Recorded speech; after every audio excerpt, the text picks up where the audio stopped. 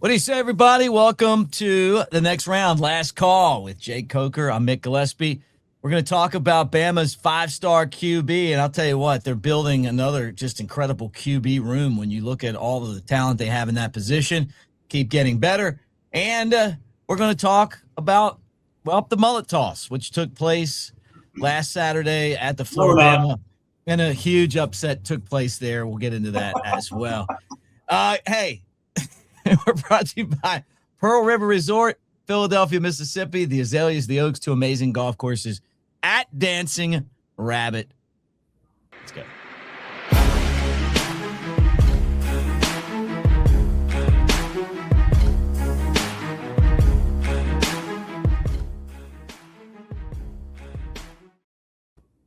All right, there he is, Jake Coker. You know him from the show, also as a quarterback at Alabama that won a national championship, also won a championship at Florida State, known for throwing the long ball.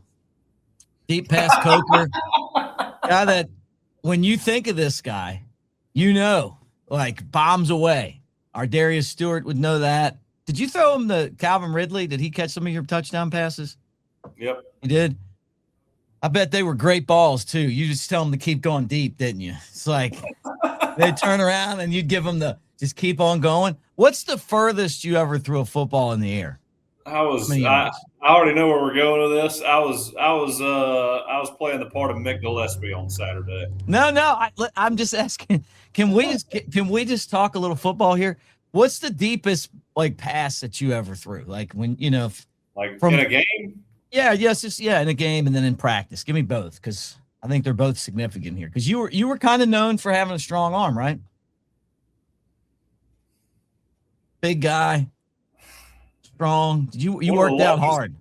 I don't know one of the. You know what? I'm already ready to be done with this shit. Could you throw it? Could you throw it like 50 yards in the air? Oh my God. 60. Can you throw it 50 yards in the air? No, I can't. You can't throw it. Yeah. You well, maybe not now. Maybe back like a long time ago, maybe back in college or something.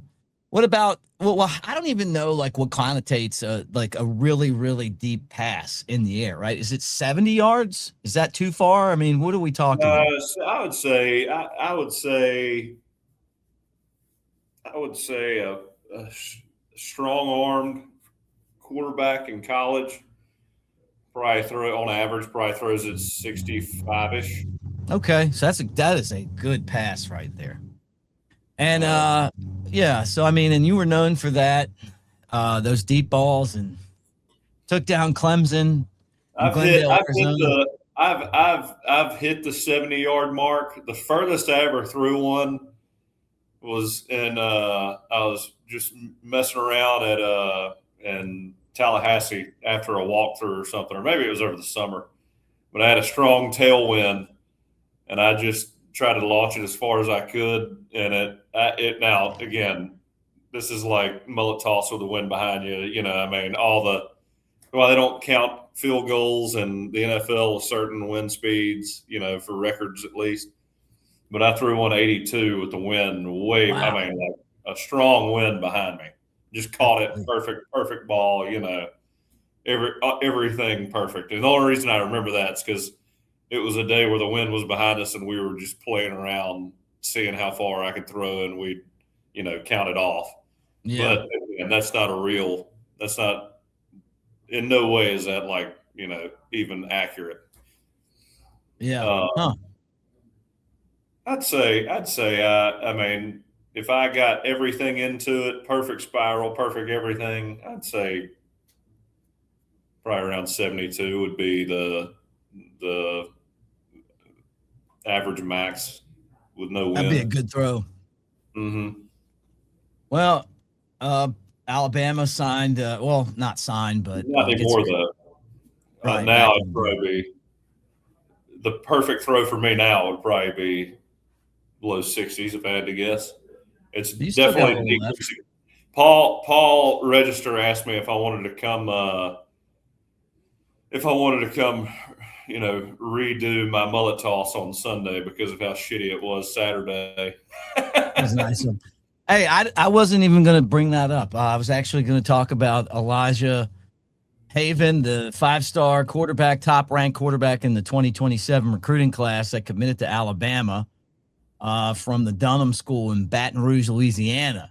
He picked Alabama over Georgia, LSU, and Auburn, right? Number 1 class quarterback, 5-star, and big one, big get for Alabama. He was named the Louisiana Gatorade Player of the Year because he threw for 3,931 yards and 62 touchdowns. He also ran for just a little under 1,000 yards. But since you brought up the mullet toss, we'll talk about that. Then let's move on to Elijah. I've already no. I want to rub salt in the wound. You should have came back Sunday. I would have came back too. After Saturday, I was ready to get out of there, just get home and chill out. I had to, So what happened? So we know that there was an upset in the mullet toss. You brought it up. I wasn't gonna say. I didn't want to, I'm a gracious winner. I didn't want to be like, hey man. I grabbed a massive fish, and I thought that the weight of it was limp. Would let me throw it further. Oh yeah, I mean, as soon as I got to right here, I was like, "Oh no!" It started slipping, and I was just like, "Oh God!" And then I just barely even got anything on it too. I was like, "Oh man!" How far did it go? I don't even know. When I got to right here, I was like, "All right, how do I get out of here as quickly as possible?" Like not like get out of this throne, but it was like get off the premises of the Flora-Bama as quickly as possible. I got this great picture that they sent me. It's me in the middle of launching my bomb and you putting your fish in with a no shit look. The wind was blowing in our face though. We had the exact opposite of a tailwind. We had a face wind. Yeah. But I was able to, my mullet cut through the wind. The best part about it was that Paul Register's son, the little guy that you guys signed his hat. No, it was Paul's son's friend. Okay, I love that little guy. He comes over and he gets all you guys to sign his hat. We had a great crew, man. Ryan Anderson was there. Celebrity Shank. People just can't come up and stop talking to him. Baron Huber was there, you and me, and we were on the YouTube channel for the Flora-Bama, and it was fun, man. It was a great day. But this little guy, I knew you were doomed when we were standing there waiting, and he's like 6 and 7 or something. He walks up and he's like, "Of course you're gonna win. You're a quarterback." I was just like, I looked at him and I looked at you and I was like, of course he's going to win. Oh man. I threw it like Jalen Milroe 2 years ago. Yeah. You've digressed. Your first throw was like, it was a thing of beauty. I actually have the video of it. Like it's one of the all-time greatest throws ever there. I mean, it didn't go as far as other throws, but it just was beautiful. You almost hit the drone. You bombed it I want to say you threw it like 140 feet without even trying that day. Well, it was it's like grabbing a bad football. I mean, you just know it's not going to spin right. That day I grabbed that fish. I was like, oh yeah, I got the right one. And Saturday I even asked the guy, I was like, which one of these do I need to grab? And he didn't even respond. He just kind of looked at me like, I was an asshole for asking.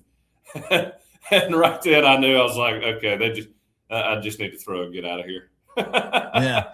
Well, you know what, man, you win some and you lose some, and that's just the way it goes. And when you take on the stiffest of competition, it's a flip of the coin every time you go out on that course. Now, you got to wait, maybe not 365. They could have it a week earlier next year, but an entire year to kind of work on that arm and think about, the way to fold the fish the right way. And I saw I didn't realize my back pain would be such a detriment to my performance.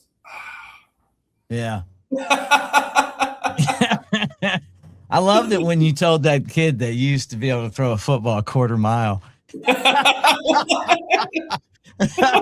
didn't Did want I to say stay. that? Coach would put you in.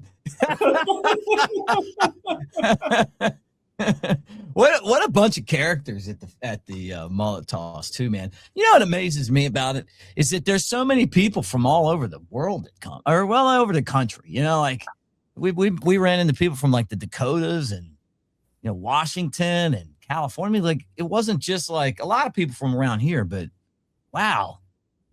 Yeah, they come from all over the place. I didn't realize. I mean, the mullet toss is like a national landmark. I feel like, Yeah. Mm-hmm. Um, All right. Well, let's talk about this quarterback, Elijah Haven. He joins Trent Seaborn as quarterbacks in the 27 class. And I mean, look, Kalen DeBoer has a knack for going out and recruiting talented QBs.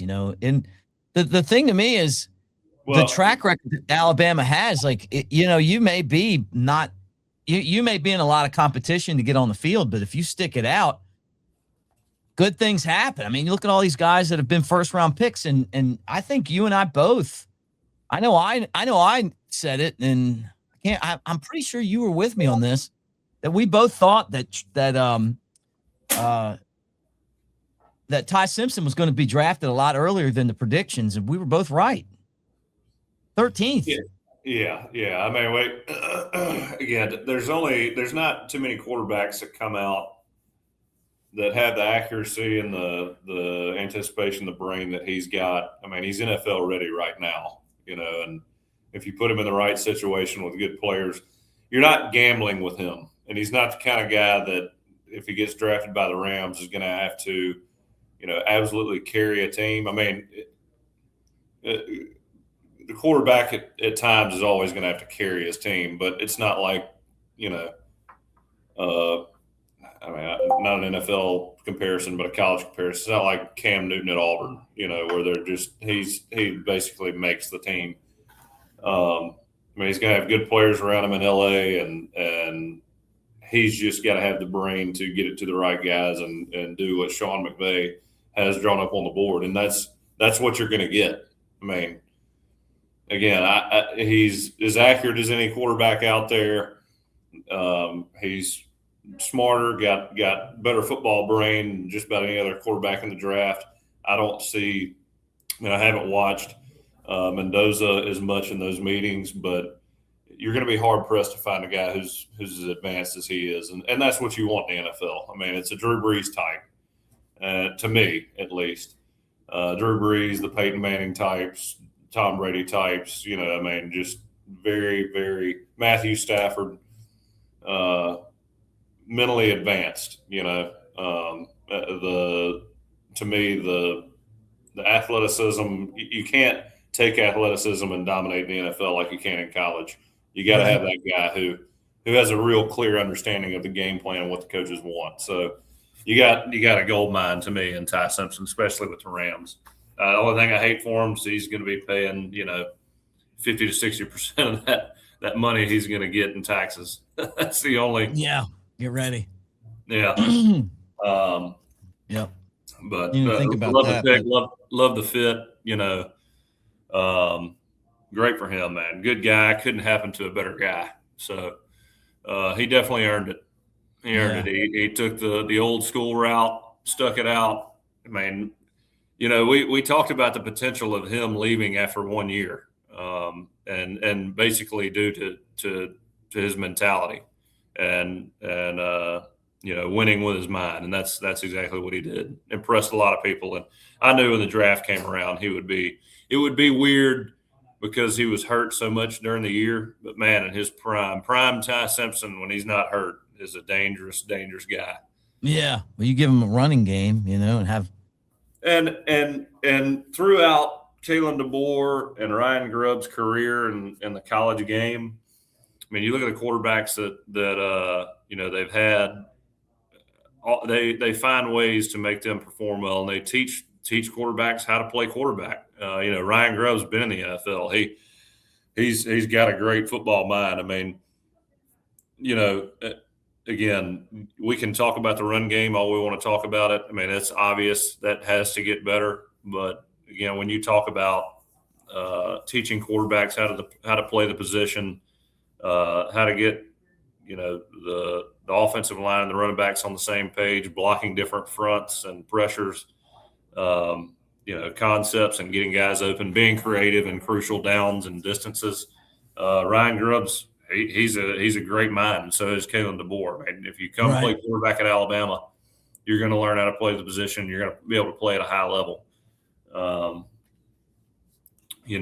running game, you got to have that, and that has that's essential to making your quarterback play well or take pressure off of him. But even when it's not around, him and Ty Simpson got on the same page and they made it happen. Yeah. Haven, number one quarterback, top overall prospect in the class of 27, according to 24/7 and ESPN. He's a 6'5", 215, 220-pound QB that's also great at basketball. And they kind of say that his hoops vision is kind of what gives him the ability to find passing lanes. He's got great arm talent, effortless ability to throw 40-plus yard passes with ease. He's dual threat. He can run. And this is kind of the first true dual threat quarterback Alabama's had. Now, they've had guys that can run, but they've had a lot of guys that were kind of, I guess, Jalen Milroe tried to be a pocket guy. I felt like he was a dual threat guy, but I mean, that's what made Jalen. Yeah, so I shouldn't say only, but I mean, of the guys that they have right now, they said he helped them win his high school, the state championship in 24, and then had a record-breaking season with 62 touchdowns,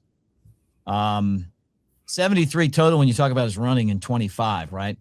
So his high school career in the last 2 years, what's that? He had 73 touchdowns last year. Yeah, between throwing and running. In the last 2 years, he's got 9,929 yards passing, 134 touchdowns, 17 interceptions. I guess as a collegiate, right? And he's ran for 2,383 yards and 44 touchdowns. This kind of reminds me of the kind of like Derrick Henry high school stats as a running back. This guy's a quarterback. You're seeing these, you're like, whoa, that's pretty impressive. Those poor kids trying to tackle Derrick Henry in his highlight tapes from high school is just, it's brutal. I mean, it's imagine being a parent on the opposing team. Like you just sitting there watching your kid go through a car crash every time he tries to tackle Derrick Henry. I mean, that would be pretty nerve-wracking. Yeah. So, I mean, this is a huge get though for Alabama. Oh yeah, I mean, look, Alabama's not going to have a quarterback problem while Kalen DeBoer and Ryan Grubb are there. They're just not going to have a quarterback issue. That's referring back to our show Saturday with Barron. I'm not concerned about the quarterback position at Alabama. What I'm concerned about is the offensive line and the running backs, receivers. I think they're extremely well coached. I think you got Kalen DeBoer who played receiver in college, I believe. I mean, I think he came up as a receiver. You got Ryan Grubb, who's got plenty of experience coaching quarterbacks and getting through to them in a way that makes them very efficient. So, receivers, quarterbacks, I'm not nervous about that phase of the game at all. It's all O-line. I mean, running backs, we'll get running backs too. Now, I don't know if you're going to have the same stable of running backs we used to have with the Josh Jacobs and Najee Harris's and Derrick's and Kenyon's and just having them all over the place all the time. I mean, I think that comes with proving that you can be a dominant force, running the ball. But the offensive line, I want five-star offensive linemen because it all starts there, it ends there. If you can't block, you can't run block, can't pass block, you can't play. Yep. Hey, you nailed it. Hey, let me tell you guys about our friends at Patriot Roofing And builders, yep, these guys got you covered, man. They're hardworking. When you call them, they answer. We've been talking about this for a while, but it's worth bringing up every time because when you're looking for help, you want somebody that will answer your call. They do free inspections. When you call Will and Justin, pick up the phone. They do it all, whether you're talking about roofing, siding, gutters, windows, and full home renovations, all that plus free inspections. That's Patriot Roofing and Outdoor. 205-919-4494. And tell them you heard it right here on Last Call in the next round. They do great work. So, yeah, Bama with this deal. I'm curious, like, how much, and I've been trying to figure it out. They don't disclose these NIL deals. But what does the number one quarterback in a class cost, right? I mean, I'm looking on GTP and it's saying, between $680,000 and $870,000. But I just feel like that seems low to me. I would think that this got to be like millions, right? It's probably more than that. I would guess. I mean, I think Keelan Russell was a higher price tag than that. I think that's probably more of a general landing a somewhat high profile guy, 4-star, average, I would say. Right. I think when you're talking about Keelan Russell and Keelan Russell was a little bit of a different animal because, I mean, the guy's committed to SMU, which is kind of weird. And then we steal him from SMU and all of a sudden he's the highest rated recruit we've ever had, which, again, I think these recruiting services are, I think a lot of it's bullshit, to be honest with you. Look, I think you can look at guys and tell if they're good and capable of playing, but the quarterback position's very strange too. I mean, you never know how guys are going to react when they land on campus, how they're going to be with other players, how they're going to react to the freedom of doing what they want all the time. I mean, I say all the time when they're away from, the building.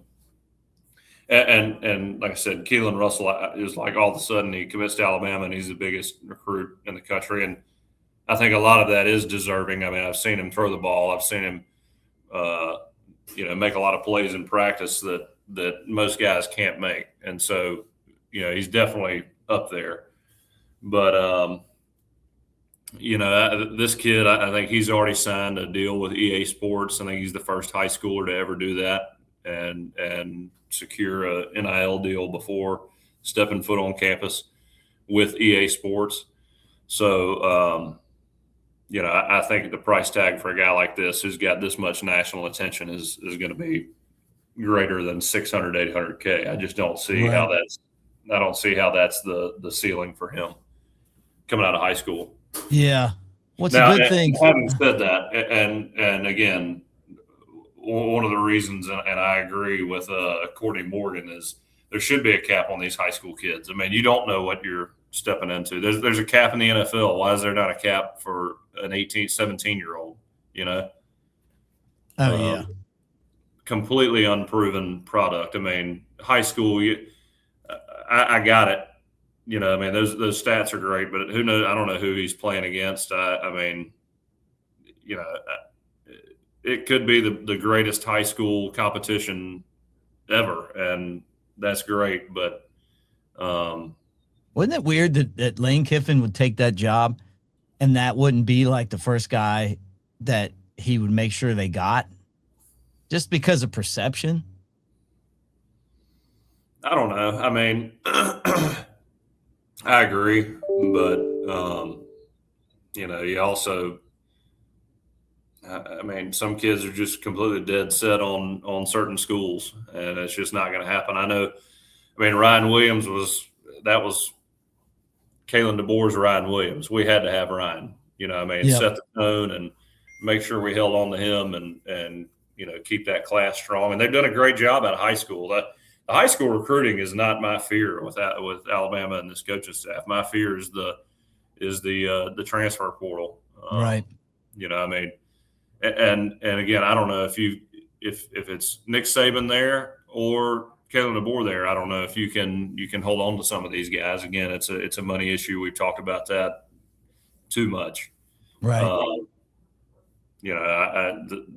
Our high school recruiting is I mean, they've done a hell of a job out of high school. But again, the problem to me is, and I'm excited about these high school kids coming, but I take it somewhat lightly because I don't know where they're going to be in a year, 2 years, especially 3 years. I mean, there's no telling. Yeah. Yep. Yeah. It's a great look for Alabama. And then, you use guys like that to help you recruit other players that you want to get. I'm with you totally on feeling like the thing that worries me about Alabama is having the money to keep guys once you have them in the program, and not lose them, and then being able to go out and get transfer portal guys that are going to help you. Instead of being out there constantly filling needs that you wouldn't have if you'd kept somebody, it'd be nice to go back to the days where, you kept all your guys and then you went out and added Jahmyr Gibbs. You went out and added Williams at wide receiver. You added the center from Florida State, So, I mean, it's kind of one of those deals where you got to constantly be spending money right now until they come up with some kind of set of rules. Or you're going to be developing players for other teams. Yeah. I think that's the tough part about it. I hated not seeing some guys come down for the mullet toss this year. We had Nate Oates, Kalen DeBoer, Jalen Milroe, and Malachi Moore one year. And last year it was Ryan Williams, Dre Kirkpatrick Jr., Bray Hubbard, and Jalen Mbakwe.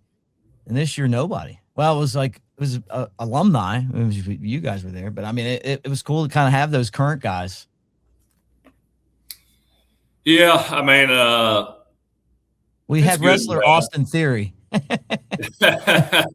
you know him? Hey, it's good and bad. I mean, look, those guys came down last year, and I mean, I'm all about these guys. I think it's great for them to find ways to make money and market themselves. Don't get me wrong. I think it is I wish I had the opportunity to do that and kind of learn, as I go about, just the business of making money and finding ways to do that before I got done with football and was, just had to figure it out. I mean, I think if anybody tells you they got it figured out, at a young age, I think they're pretty much lying to you. I mean, I think this NIL thing's been great for kids to learn. But at the same time, I also think you also have to understand that football is what brings those opportunities. And I mean, again, you look at who we did the podcast with last year. I mean, Jalen Mbakwe is not at Alabama anymore. I really like Dre Kirkpatrick Jr.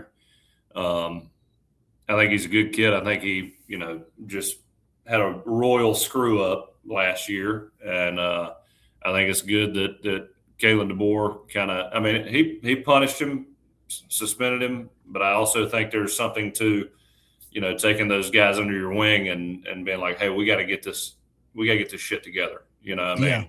And keep the main thing. And, Ryan Williams didn't have the year he wanted to have. The only guy that wasn't on that podcast was Bray. Yeah, Bray Hubbard. Had not a good showing against Florida State, but really was one of the staples, one of the MVPs of the defense last year.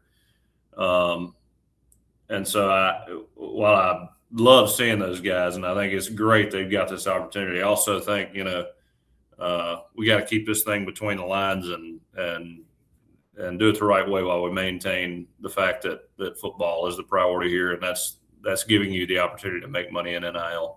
Yeah. And I'm not saying one appearance at the Flora-Bama is muddying the waters for those opportunities or making you play worse. That's not what I'm saying. But I do remember last year that New Wave podcast. You looked everywhere. It was all over the place. Mm-hmm. And I mean, we do this show twice a week, but we are always busy and scrambling to find time to do it. I mean, those guys are they've got other job. The main job is football. Right. And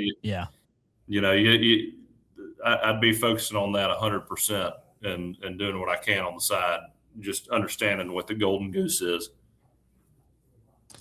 Yeah. I mean, we talked a lot about this Saturday, with the gang that we had of players and it wasn't just like one group of guys from one particular team. It was guys that had won championships at Alabama from different eras.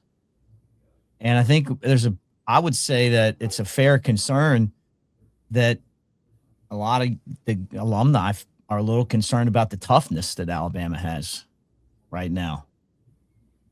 Because that was a theme I kept hearing, like, hey, are we going to be tough enough? I mean, we used to practice harder than everybody else. It was miserable. Practice was terrible because it would be easier in the game. I mean, I've heard you say that before, but that seems to be what the theme was. We beat the crap out of each other in practice, and then you get into the game, and and it was easier in the game.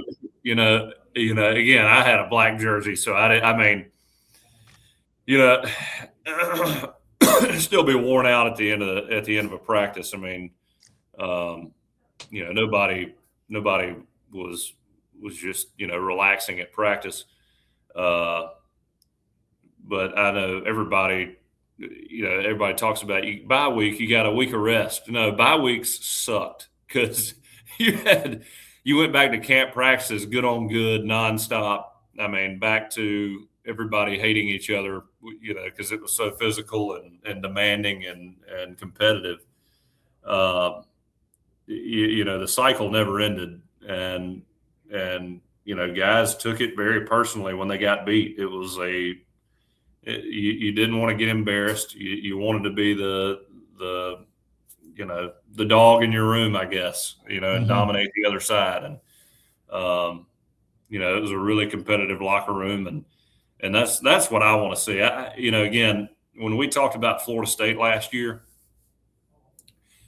we weren't. I think I can speak for you in this as well. We weren't upset we lost. Like, I mean, it's very disappointing to lose a game or watch us lose a game because we love Alabama. I mean, that sucks. But when you've got a game where guys are just, hammering each other nonstop, and you can tell guys have left everything they got on the field. That's a loss you just have to accept. But when you see guys give up or not be physical and don't accept the challenge, Florida State was ready to go, and they just they had dominated the shit out of us physically, mentally, everything. I mean, we were a worn-out football team at the end, and that's the football team we don't want to see. And so, again, I don't think there was a game. There's not really a game I can remember under Coach Saban. I mean, maybe the Clemson blowout in the national championship where you felt like, we kind of lost our mental edge. You don't really have those games, in my opinion. You don't really remember those. And I think fans of Alabama fans pre-Coach Saban have seen that. You don't want to see that return where we just look like we're mentally and physically out of it. Yep. Yeah, I thought that we were just really inconsistent last year. There's some great wins, some bad losses. Kalen DeBoer got a contract extension. We talked about that on Saturday. And hopefully his career trend goes to what we saw at other places, right? I mean, you look at him at the big schools. He's always seemed to be getting better, so we'll find out. This will be a year where it's all his players, no Coach Saban players. He's definitely getting quarterback talent. They went out and they revamped the offensive line. So hopefully those guys will be able to block. So we'll be watching that. All right, last thing I want to ask you about, nothing to do with football. Have you seen any of the Hulk Hogan Netflix special? Do you ever watch those? I have not. Oh, it's No. so good, man. I know you're You a big gotta wrestling guy, but I have not. I have not watched that. What you got? Well, as much as you love America, Hogan was American made.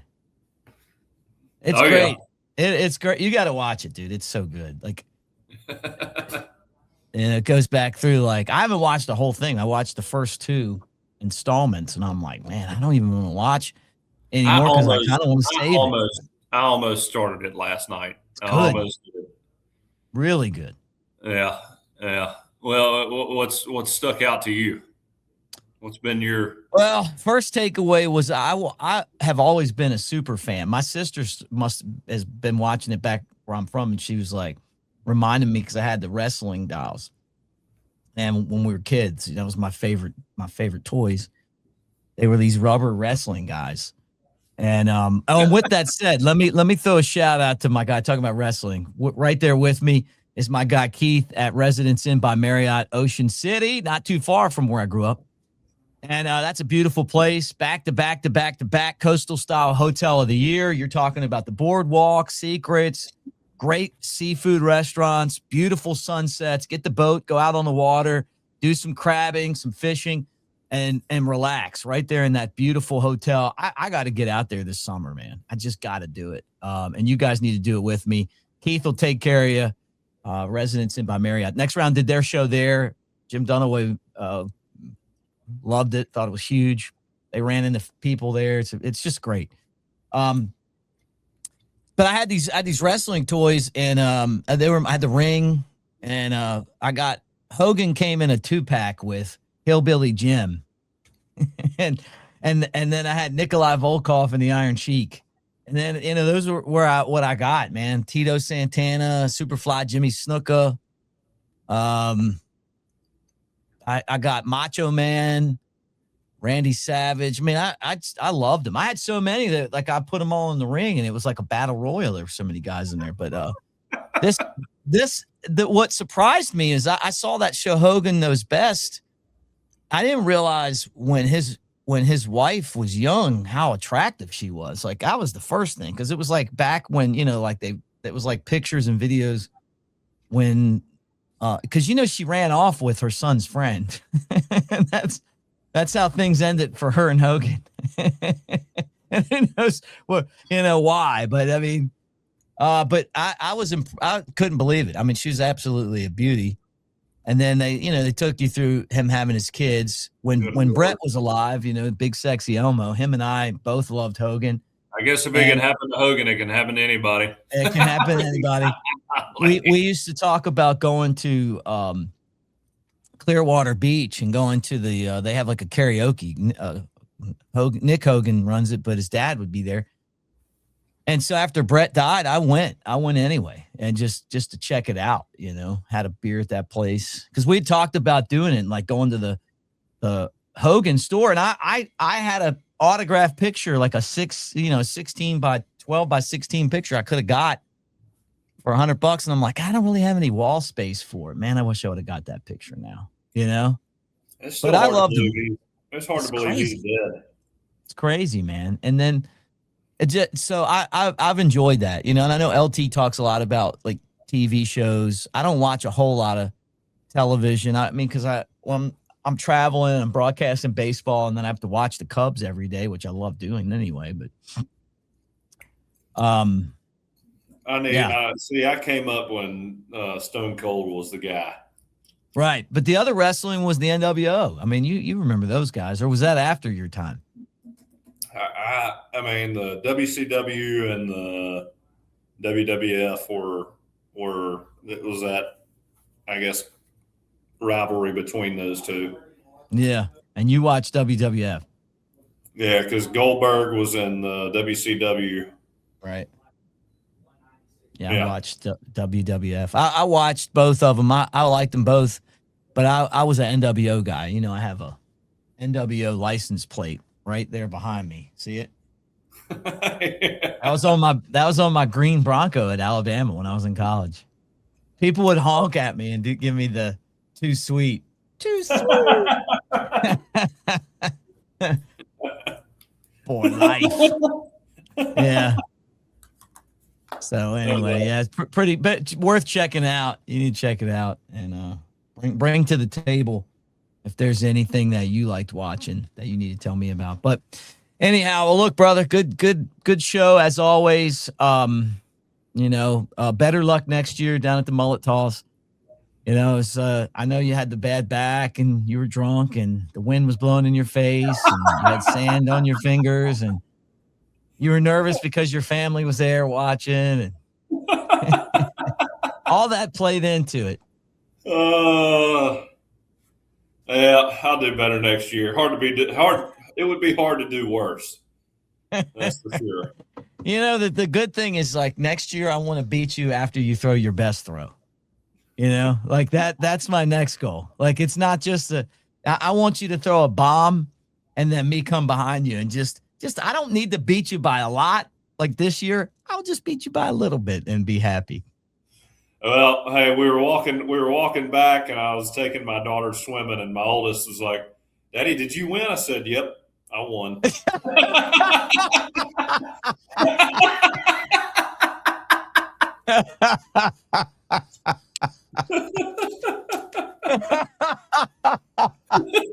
Oh God. Well, yeah. You'll never know any different. No. She'll be 30. She'll be like, "Dad, you remember when you won the mullet toss?" I'll be like, "Oh yeah." It was great. It was great hanging out with you though, man. I had a great Saturday. Was a great day. It really was. Man, and just getting to hang out and bull crap with all you guys, and I knew it'd be fun when that weather cleared out. It was that crowd we had, the group we had. I always love seeing Bear, and it's hard to beat. Yeah, Shank's just such a great dude to hang out with too. Oh yeah. Old school. He's old school. Got a lot, and then getting what was it, Buffalo Trace neat. Yeah. And then Ryan, the mayor of Orange Beach. Oh gosh, I just like light beers on the beach. Shank got that at noon. I was like, oh my gosh. Yeah. I gave him a couple seltzers. It was just like after the second one, it was like, yeah. Such a great, but thank you all the people at the Flora-Bama too, man. John McKinnis, Steve Powers, Jen Parnell, Paul Register, like the entire crew, man. It really is. It's one of the best places on this planet to go. I think it's easy to say. So love all those guys and appreciate them so much. Like I said, it's the only place that lives up to the hype. Yeah, good point. All right, we'll talk to you guys later this week, maybe Thursday. We'll see. But we'll do it again. Could be Friday. Could be Saturday. We don't know yet. But 2 shows a week, we've been giving you guys that because we love you too. So check it out. Don't forget, we're brought to you by hey, let's watch this. I'm going to give you a chance to make fun of me. Let's watch this commercial and 30 see seconds.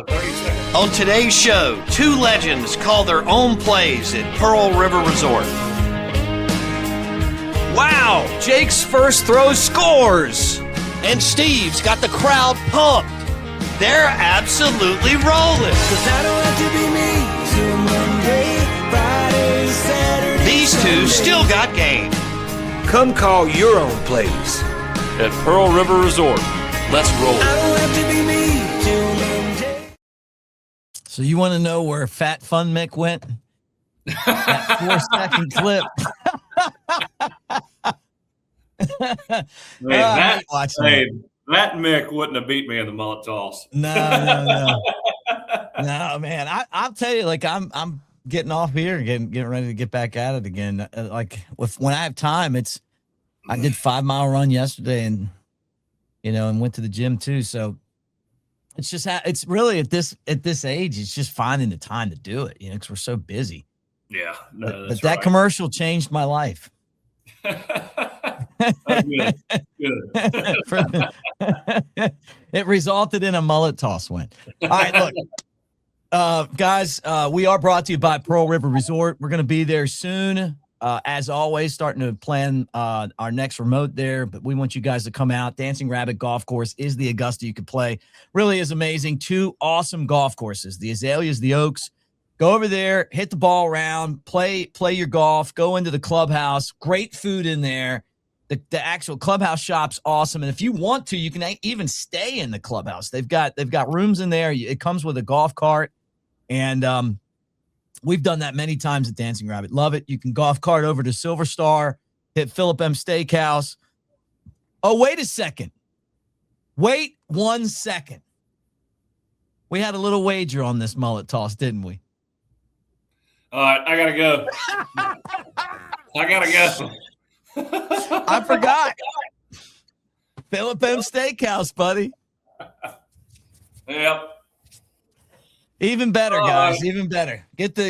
I'm gonna get the saffron chili. I'm gonna get the Brussels sprouts and shrimp, and then of course I'm gonna get that big cowboy cut, rare with a little sizzle on both sides. It's gonna be great. I may, since I'm not paying, I may go and get a little mushroom topper. I may get the crab on top. You know what I mean? Why not go all in? But you guys. I don't think I've ever ended a show myself. How do we hang up here?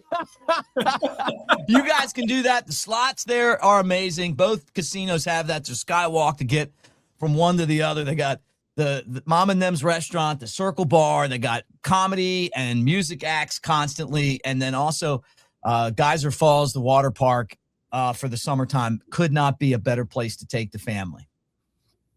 So sorry about that. I didn't mean to slip that in on you. All right.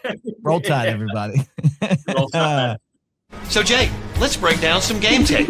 Hold on, fellas. Steve, Hey, Jake, you ready to rock? let's roll, brother. Guess we're calling plays at Pearl River Resort. Wow, Jake's first throw scores. And Steve's got the crowd pumped. Man, they're absolutely rolling. 'Cause I don't have to be me till Monday, Friday, Saturday, Sunday. I ain't gonna face reality. I tell you, Jake still got game. While Steve keeps rocking aces. Boom, Jake seals it with a pick. Come call your own plays. At Pearl River Resort, let's roll. I don't have to be